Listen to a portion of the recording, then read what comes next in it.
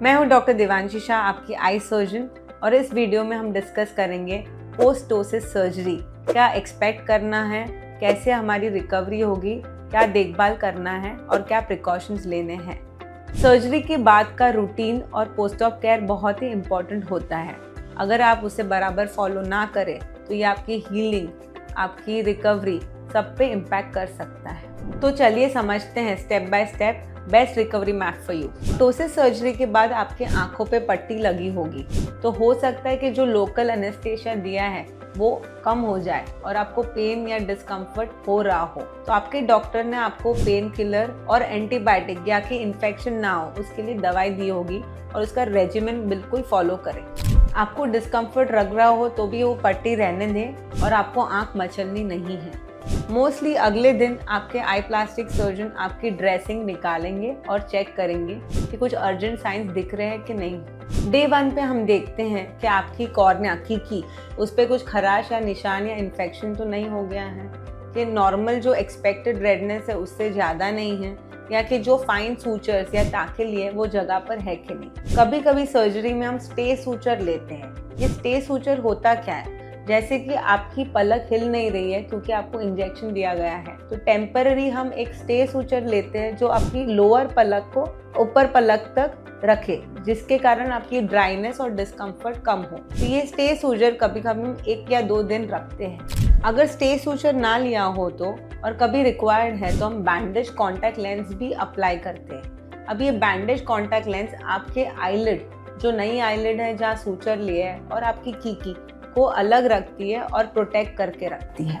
एक बार पट्टी निकलने के वक्त आपके डॉक्टर ने आपको जो एडवाइस किया है, जैसे कि टाइमली आई ड्रॉप्स, आई जेल भी दिया होगा सोने के पहले, या फिर अपने जो सूचर लाइन है जहाँ सूचर्स लिए उसके लिए भी एंटीबायोटिक ऑइंटमेंट दिया होगा। तो ये सब टाइमली आपको लगाना है और शेड्यूल फॉलो करना है। आफ्टर सर्जरी काफ़ी टाइम हमने नोटिस किया है या एक्सपेक्टेड भी होता है कि आपकी पलकें कम हिल रही है या रात को सोने के समय आपकी पलकें पूरी बंद नहीं हो रही है। तो ये आपकी ड्राइनेस ना हो या एकदम ही आपकी आईज ड्राई ना हो, उसके लिए हम आई जेल या आई ऑइंटमेंट देते हैं जो आपको रात को आँखों के अंदर लगा के सोना है।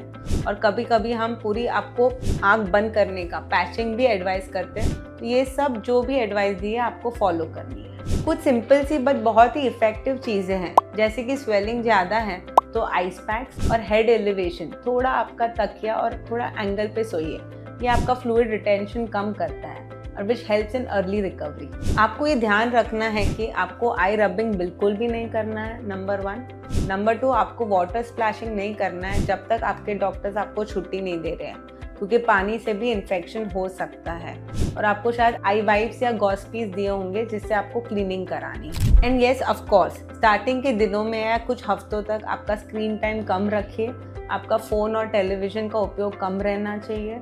आपको हैवी लिफ्टिंग नहीं करानी है। हो सकता है जो टाँके लिए हैं, जो सूचर्स अंदरूनी लिए हैं, वो ढीले हो जाए या टूट जाए, तो आपको हैवी लिफ्टिंग बिल्कुल भी अवॉइड करनी है। और याद रखिए, आपके रूटीन विजिट्स मिस मत कीजिए। आपके डॉक्टर आपको शायद डे 1, डे 3, 4, 1 वीक या 1 मंथ ऐसे आपको अपॉइंटमेंट देंगे। आपको वो बिल्कुल मिस नहीं करनी है। और एकदम ही आपका विजन ब्लर हो रहा है, आपको सूजन अचानक से बढ़ गई है या ज़्यादा ही डिस्कम्फर्ट है, तो अब डरिए नहीं और तुरंत ही आपके आई सर्जन को वापस कांटेक्ट करें। अगर आपकी रिकवरी स्मूथली चल रही है तभी भी आपको आई वेयर प्रोटेक्टिव आई गॉगल्स पहनने हैं। आपको स्क्रीन टाइम तो कम रखना ही है। और अगर आपको आपका ऑप्टिमल सर्जिकल रिजल्ट या लेवल नहीं मिल रहा है तो डरिए नहीं। We review at 1 month and then we review at 2 to 3 months. अगर 2-3 मंथ्स के बाद भी आपको रिजल्ट नहीं आ रहे हैं तो भी आपको टेंशन नहीं लेना है। काफ़ी टाइम अर्ली डेज में हम फ्लक्चुएशन देखते हैं और आपको adequate eyelid due to oedema, surgical swelling शायद उसके कारण भी नहीं दिख पाती है, तो डरिएगा बिल्कुल ही नहीं।